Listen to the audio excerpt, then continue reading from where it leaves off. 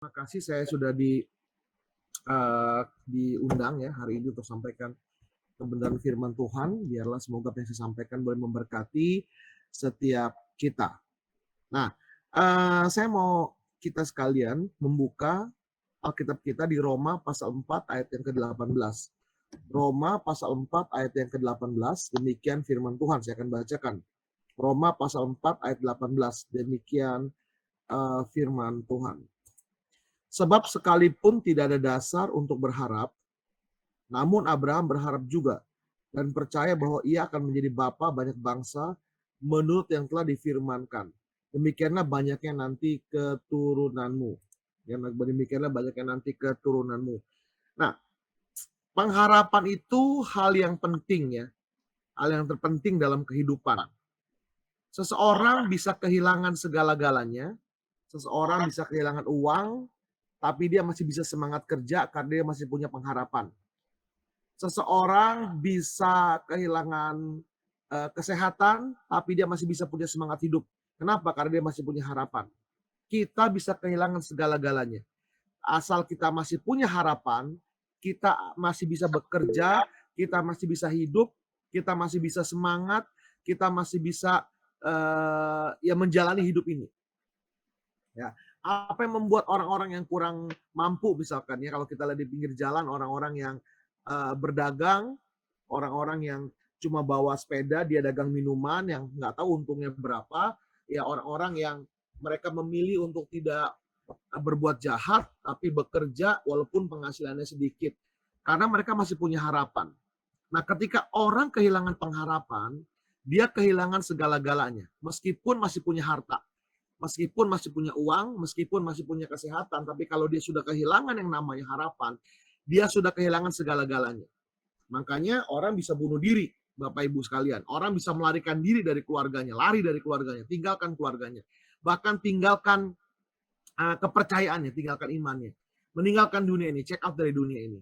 Kenapa? Karena mereka sudah kehilangan yang namanya pengharapan. Mereka sudah kehilangan harapan.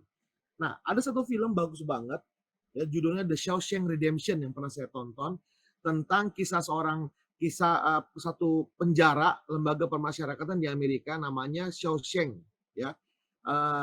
Penjara Shawshank namanya. Dan di sana itu ada satu kalimat yang bagus sekali diucapkan oleh pemerannya. Dikatakan gini, remember Red, dia bilang, ini temannya sesama napi namanya Red. Ya, diperankan oleh Morgan Freeman. Dia bilang gini, remember Red, hope is a good thing, maybe the best of things, and no good thing ever dies. Ya, film itu bercerita tentang harapan. Dikatakan, Red, ingat ya, jangan pernah kehilangan harapan. Harapan tuh hal yang paling baik dari segala hal. Ya, jangan kehilangan harapan. Dan tidak ada harapan baik itu pernah pergi atau pernah sirna. Nah, Abraham itu kehilangan dasar untuk berharap. Ya, Abraham kehilangan dasar untuk berharap. Kenapa? Dia dijanjikan anak ketika usianya sudah tidak muda lagi, 75 tahun, sampai kemudian penggenapan itu di usia 100 tahun. Jadi 25 tahun Abraham menantikan janji. Ada waktu-waktu di mana imannya bergelora menantikan janji Tuhan. Ada waktu di mana imannya sangat terbakar. Tetapi lambat laun imannya semakin lama semakin goyah, lambat laun imannya semakin redup, dan dia mulai berpikir, aduh kayaknya udah nggak mungkin lagi deh gitu ya. Udah nggak mungkin lagi dia bisa punya anak. Kenapa? Kalau kita lihat di Alkitab bahasa Inggris di ayat selanjutnya dikatakan bahwa dia bilang a dead body, dia bilang tubuhnya sudah mati. Maksudnya dia sudah tua gitu. Dia sudah tua, istrinya sudah tua juga, sudah mati hati. Udah nggak mungkin lah bisa punya anak. Udah nggak mungkin lah bisa hamil. Gitu kan. Nah, makanya kemudian lahirlah Hagar. Hagar adalah usaha Abraham dalam tanda kutip untuk menolong Tuhan.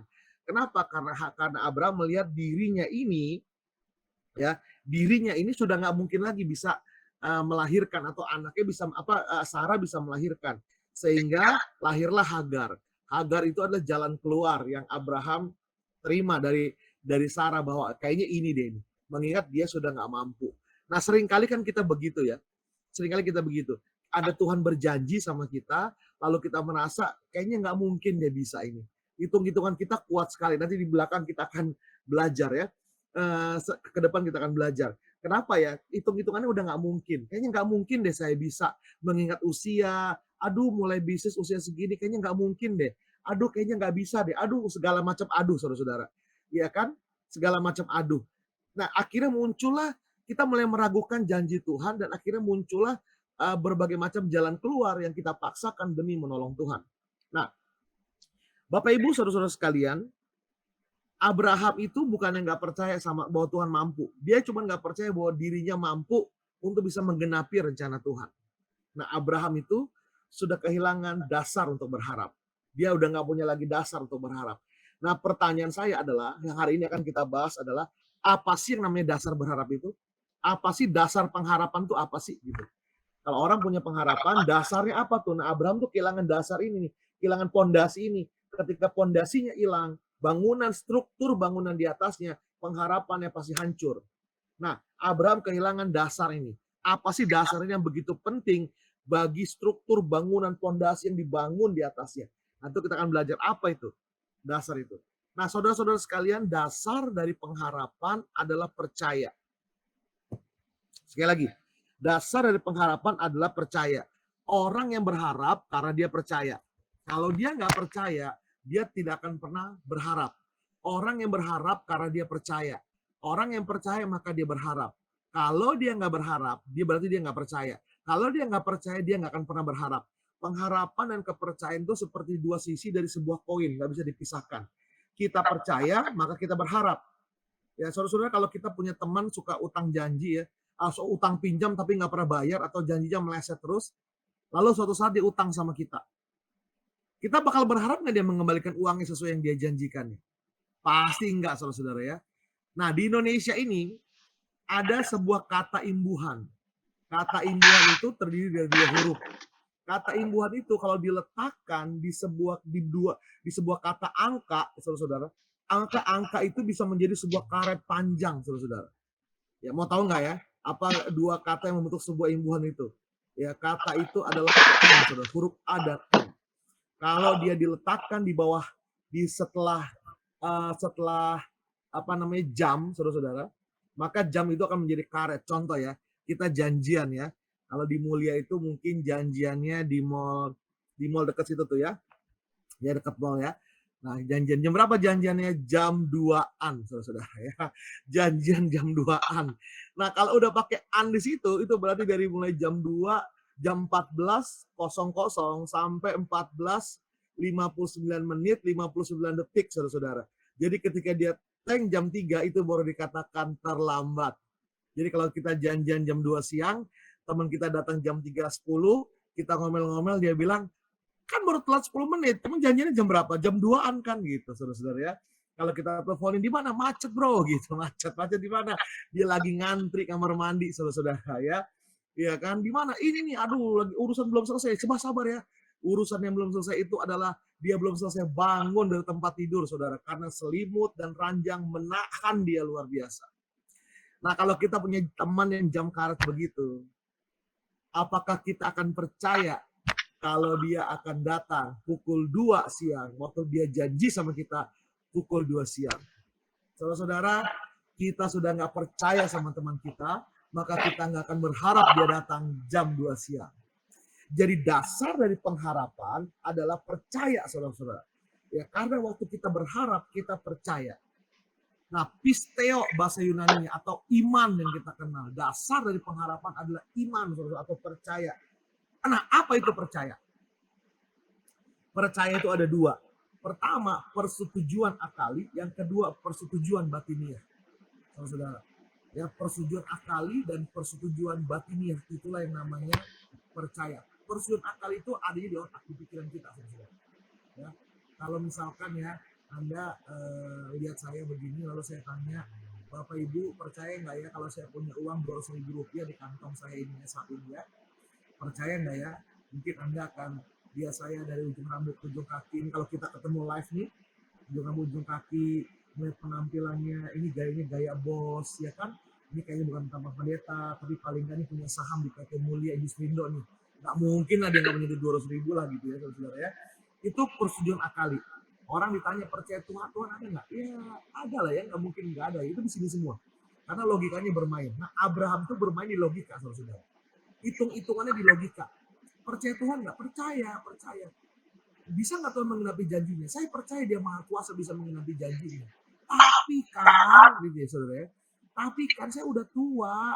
Yang Tuhan janjikan itu adalah anak dari sperma saya, benih saya, dan benih Sarah. Tapi kan Sarah udah mati haid gitu kan. Saya juga udah tua, dead body. Kalau sudah bahasa Inggrisnya. Kalau Anda baca beberapa terjemahan bahasa Inggris di ayat selanjutnya itu. Tubuhnya udah mati, udah nggak bisa ngapa-ngapain lagi. Secara fisik nggak mungkin punya anak. Hitung-hitungan di sini, saudara-saudara. Akhirnya dia ambil sebuah jalan pintas yang bernama Hagar, saudara-saudara. Hagar itu usaha Abraham untuk menolong Tuhan. Usaha Sarah juga untuk menolong Tuhan, saudara-saudara. Pada masa itu budak menjadi milik yang punya. Jadi ketika si nyonya memberikan Hagar kepada Abraham, maka anak daripada Hagar itu menjadi anaknya Sarah, bukan anaknya Hagar, saudara-saudara. Ya, kalau kita lihat dari 12 suku Israel tuh ada beberapa bukan anaknya Lea atau Rahel, ada anaknya Bilha, yaitu budak-budak mereka yang dikasih kepada Yakub dan kemudian melahirkan 12, salah satu melahirkan 12 suku Israel. Itu akali, saudara-saudara. Tetapi kemudian juga yang namanya percaya itu merupakan sebuah persetujuan batiniah. Persetujuan batiniah ada di sini, saudara-saudara. Iman itu bukan cuma berpikir di sini, iman itu juga adanya di sini. Ada di hati. Ya, ini bicara apa? Ini bicara perasaan kita, ini bicara pengalaman pribadi bahwa Tuhan itu hidup. Oh iya, Tuhan itu hidup dari mana? Ini loh, penjelasan secara teologisnya begini. Kenapa Yesus itu bangkit? Kenapa Yesus itu hidup? Nggak mungkin Yesus itu tidak bangkit karena begini-begini. Itu penjelasan teologis, saudara-saudara. Tetapi ada orang-orang, Bapak Ibu, ada orang-orang yang percaya bahwa Yesus itu sudah bangkit. Bahwa Yesus sudah bangkit, dia percaya Yesus sudah bangkit karena apa? Karena mereka mengalami Tuhan dalam hidup mereka. Mereka mengalami Tuhan dalam hidup mereka. Nah, jadi kesimpulannya, percaya itu, saudara-saudara, meliputi akal, segenap budi, dan batin, segenap hati, dan segenap jiwa. Nah, itu iman, saudara-saudara. Percaya itu di Matius 22:37. Kasihilah Tuhan Allahmu dengan segenap hatimu, dan dengan segenap jiwamu, dan dengan segenap akal budimu. Hukum yang pertama, saudara-saudara. Mengasihi Tuhan dengan segenap hati, dengan segenap jiwa juga di sini, dan dengan segenap akal budi, saudara-saudara. Jadi dua ini harus bermain nih. Ya, dua ini harus bermain nih. Jadi percaya itu harus mengandung kedua ini. Keduanya harus bermain. Ya, harus bermain. Kalau ini doang, saudara-saudara, waduh, nggak mungkin deh kita bisa lolos dari corona. Aduh, nggak mungkin deh. Saudara-saudara sekalian, kami punya jemaat dari kelas bawah, beliau mantan waria, saudara-saudara. Ya, mantan waria. Beliau jatuh miskin, ya. Bukan jatuh miskin, memang susah sekali hidupnya dia. Kemudian somehow dia bertobat, terima Tuhan Yesus, dan kita perbantukan di gereja, bantu-bantu di gereja. Dia setia melayani dan benar-benar sangat luar biasa. Dia bahkan dia pernah dibaptis dulu, minta surat baptis lagi ke saya baptis ulang, ayo pokoknya baptis lah. Dapat surat lagi, dia urus ke kelurahan, saudara-saudara, untuk dia ganti KTP-nya dari agama lama ke agama Kristen, saudara-saudara. Saya bilang, nama lama kamu sudah selesai ya, sekarang nama kamu Yohanes. Dia punya salon perumahan, saudara, salon kampung yang sangat murah sekali. Ya, ini dia taruh di situ nama salonnya Salon Yohanes, saudara-saudara. Dia nggak takut mengakui imannya dia. Nah, suatu hari istri saya tanya dia begini, Pak Yohanes pernah nggak bisa makan? Selama Pak Yohanes percaya Tuhan Yesus, pernah nggak bisa makan? Kalau tahu jawaban dia, enggak Bu, malah saya kebanyakan makan, katanya gitu. Memang dia nggak kurus kerempeng, saudara-saudara ya. Dia badannya agak gemuk dan kebanyakan makan, katanya gitu. Kenapa? Tuhan pelihara dia, saudara-saudara. Padahal hitungan matematika, hitungan secara ekonomi, orang begitu rawan kelaparan, saudara-saudara. Ya, orang begitu rawan kelaparan. Tapi memang kita katakan kepada semua jemaat, kalau sampai nggak bisa makan dapat beras, hubungi saya bilang gitu. Saya akan kirimkan beras dari mana saya dapatnya, saya akan gedor setiap kalau saya juga bokeh, saya akan gedor setiap pintu orang kaya yang punya duit, teman saya, saudara-saudara, minta beras barang sekilo, saya mau kirimin ke jemaat saya. Ya, awal 2020, akhir Maret 2020, awal April 2020 itu, saudara-saudara, pertengahan itu saya kena COVID. Jadi saya termasuk pertama kena COVID. Atau waktu kita di PCR nih suami istri, saudara-saudara, di PCR sekarang kan cuma berapa ratus ribu kan, turun 1 juta waktu itu, terus sekarang cuma 250 ribuan. Saya di PCR, saudara-saudara, saya 9,5 juta sama obat, istri saya 8,5 juta. Jadi hari itu kami di PCR hampir 20 juta, belum masuk UGD paginya, saudara-saudara. Itu mungkin bisa mungkin sekitar 25 sampai 30 juta. Satu hari itu kami kena COVID.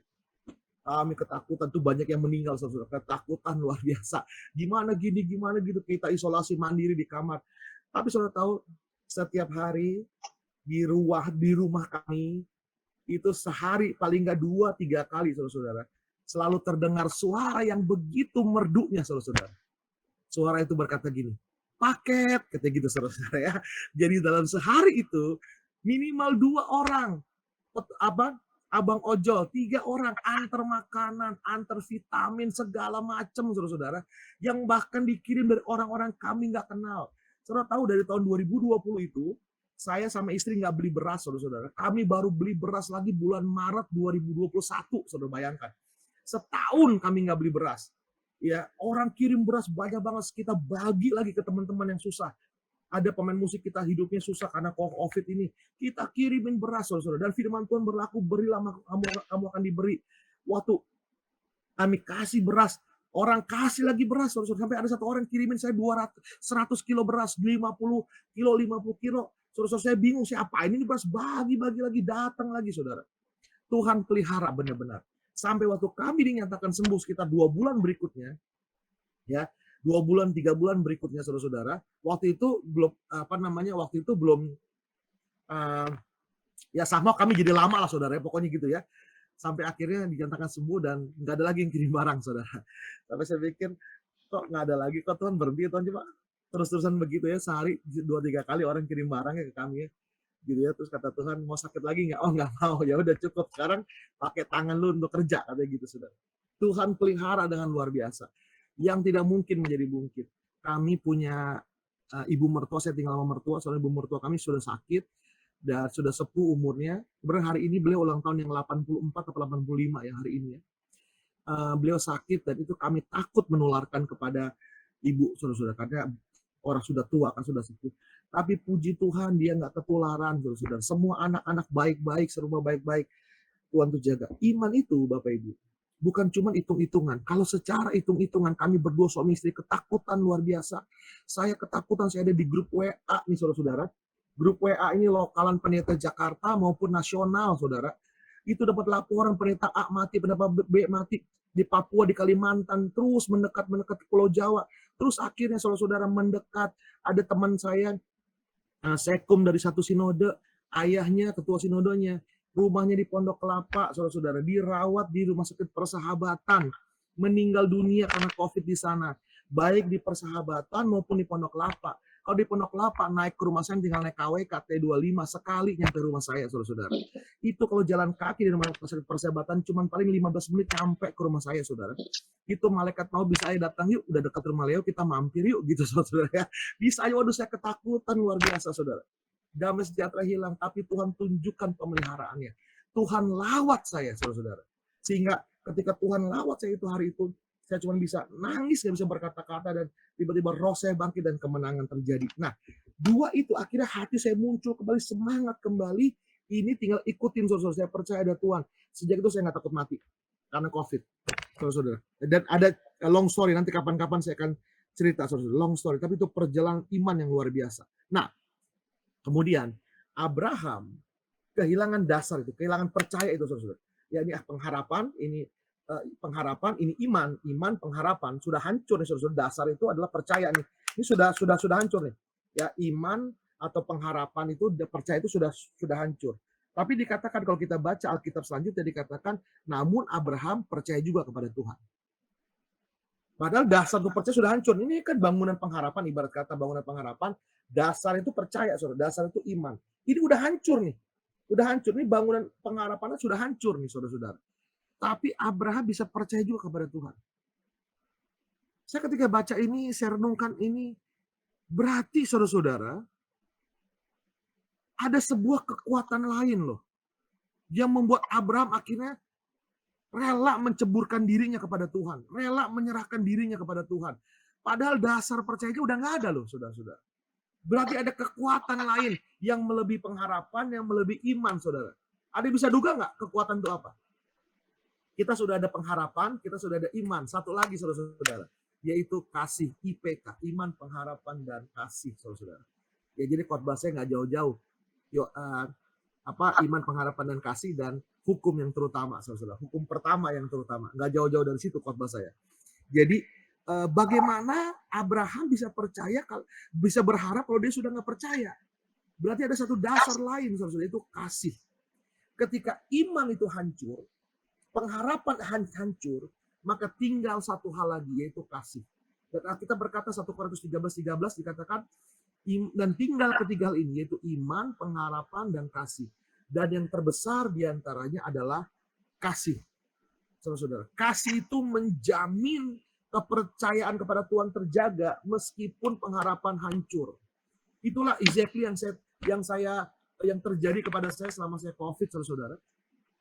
Saya takut setengah mati. Lalu kemudian Tuhan membawa saya untuk membaca Mazmur 73. Ada satu itu dibikin lagu sama Pak William. Tahun itu dikatakan gini, sekalipun dagingku dan hatiku habis lenyap, namun Tuhanlah gunung batuku sampai selama-lamanya. Hanya kau milikku di surga, gitu saudara-saudara. Hanya kau milikku di surga. Amin. Waktu saya baca itu, saudara-saudara. Tiada yang kuingini di bumi, hanya engkau. Waktu saya baca itu saya nangis. Saudara-saudara, saya bilang, Tuhan, saya pembohong. Ternyata saya pembohong. Di bumi ini masih banyak yang saya kepengen, makanya saya takut mati.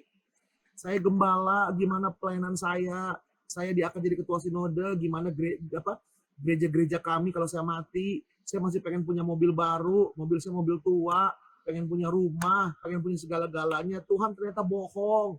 Saya kepengen Tuhan tuh cuma nomor sekian dalam hidup saya, bukan yang terutama.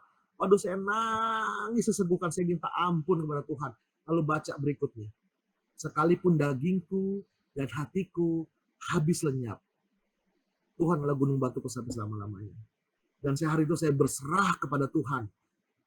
Saya berkata, Tuhan, sekalipun saya mati, saya mau mati sama Tuhan.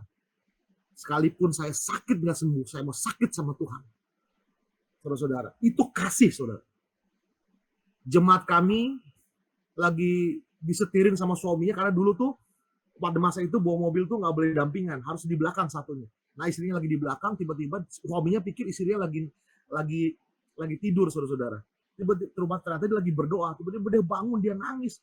Suaminya, ada apa kata gitu. Enggak, saya lihat penglihatan. Dia lihat saya sama istri saya, dia bilang, Pagem membugam lagi berlutut berdoa, tapi lalu ada Tuhan Yesus cuma nyamperin saya doang. Seperti tupang tangan gitu, saudara. Dia ketakutan, dia bilang, tupang tangan kan bisa aja saya ditarikin, pulangin ke surga gitu kan, saudara ya. Dia nangis, waduh, Pagem gua mau mati nih, kata gitu. Dia telepon istri saya, dia bilang, aduh kalian harus doa deh gitu. Nah, itulah awal di mana saya dipulihkan Tuhan. Saya berdoa dan Tuhan jamah luar biasa hari itu, saudara-saudara. Ya, Tuhan jamah luar biasa. Dan saya ingat, Tuhan tahu nggak yang luar biasa? Sejak hari itu sampai sekarang, saudara-saudara, saya kalau doa sama Tuhan tidak pernah minta, saudara-saudara. Saya nggak pernah minta kaya, saya nggak pernah minta uang, saya nggak pernah minta makan sama Tuhan. Ya, saya nggak pernah minta apa-apa. Kalaupun saya doanya minta, saudara-saudara, minta saya itu kalau ada yang jemaat minta didoakan, tolong dong doakan karena sakit gini ini. Itu doa syafaat. Tapi saya nggak pernah minta yang gitu-gitu lagi, saudara-saudara.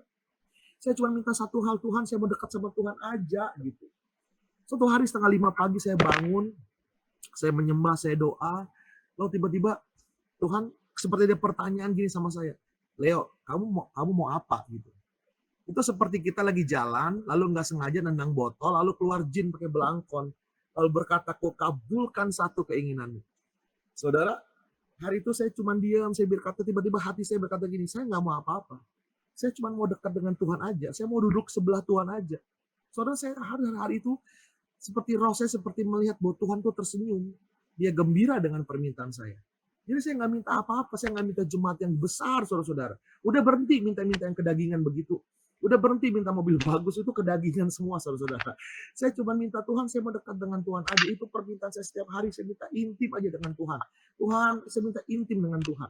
Saudara, sekalipun mujizat tidak terjadi, kasih itu menjamin kita percaya kepada Tuhan. Bukannya saya tidak percaya mujizat, saudara. Tapi saya mau ajak kita masuk kepada level yang baru. Yaitu saudara-saudara sekalian, kita tetap mengasihi Tuhan meskipun sakit nggak sembuh. Kalaupun saya sakit, saya mau sakit sama Tuhan. Kalaupun saya bokeh, saya akan bokeh sama Tuhan. Kalaupun saya bangkrut sama Tuhan. Kalaupun saya meninggal dunia, saya mau meninggal dunia sama Tuhan. Saudara tahu, ternyata Tuhan tidak pernah meninggalkan saya, saudara, meninggalkan kita sekalian. Until to this day, saya masih bergumul menguruskan berat badan meskipun saya sudah turun hampir 15 kilo, saudara. Masih bergumul terhadap kenaikan berat badan, artinya Tuhan tetap pelihara saya. Makan saya nggak pernah kurang, Tuhan jaga meskipun saya nggak pernah minta makan. Saudaraku yang terkasih, ya, Abraham itu memilih Tuhan karena dia mengasihi Tuhan, bukan karena mujizatnya. Sayangi Tuhan bukan karena perbuatan tangannya. Come to Jesus because of Jesus, not for his miracles or his signs and wonder. Datang pada Tuhan karena kita kepengen dekat-dekat dengan Tuhan aja. Kita sayang sama Tuhan bukan karena duitnya Tuhan, bukan karena mujizatnya Tuhan. Tentunya Tuhan akan kasih berkat-berkatnya. Itu benar-benar tidak bisa dipertanyakan lagi, saudara-saudara. Yesus mati, kasih dirinya. Nggak ada orang sayang-sayangnya orang ngasih dirinya itu nyawanya, nggak ada. Cuma Tuhan yang kasih nyawanya, saudara-saudara. Dia tukar nyawanya untuk kita. Jadi kalau masalah uang mah kecil buat Tuhan. Masalah jodoh mah kecil buat Tuhan. Tapi sekalipun kita nggak dapat jodoh di hidup dunia ini, kita akan menua bersama dengan Tuhan. Kita lebih mengasihi Tuhan daripada mujizatnya. Sekalipun seperti itu saya rugi, seperti pun sekalinya saya nggak punya apa-apa, saya tetap akan ikut Tuhan. Saya akan tetap mengasihi Tuhan karena saya mencintai pribadinya dia. Nah, jadi saudara-saudara, Abraham kehilangan pengharapan, dasarnya hancur, tapi ada sebuah kekuatan yang lain. Yang terbesar di antaranya adalah kasih. Yuk kita mengasihi Tuhan apapun kondisi kita. Kita mencintai Tuhan dalam doa penyerahan kepada Tuhan. Akhirnya satu kekuatan yang paling kuat di dunia ini, kekuatan iman kita, yaitu kekuatan berserah, saudara. Berserah kepada Tuhan. Berserah kepada Tuhan. Bukan menyerah, saudara-saudara, tapi berserah. Menyerah itu kita nggak lakukan apa-apa. Tapi berserah itu kita sudah lakukan yang terbaik yang bisa kita lakukan. Kerja sesuai dengan kapasitas kita, kemampuan kita. Cari uang sesuai kapasitas kemampuan kita. Ikut Tuhan, jaga kekudusan sesuai dengan kapasitas kita sebagai anak Tuhan. Lalu seluruhnya yang tidak bisa kita kendalikan, kita serahkan ke dalam tangan Tuhan. Biar Tuhan yang mengatur segala-galanya. Mengasihi Tuhan. Amin buat firman Tuhan. Semoga apa yang saya sampaikan pada hari ini boleh memberkati ibu-ibu sekalian. Bapak dan ibu sekalian di Persekutuan Doa Mulia Industri. Haleluya, puji Tuhan.